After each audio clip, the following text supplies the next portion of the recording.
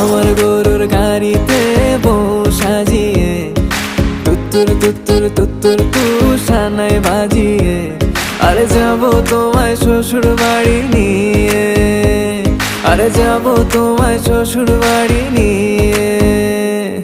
তোমার ভাঙা গাড়িতে আমি যাব না, কারো ঘরের ঘরনি আমি হব না, করব না তো কোনোদিনও বিয়ে। আরে যাব তোমায় শ্বশুর বাড়ি নিয়ে।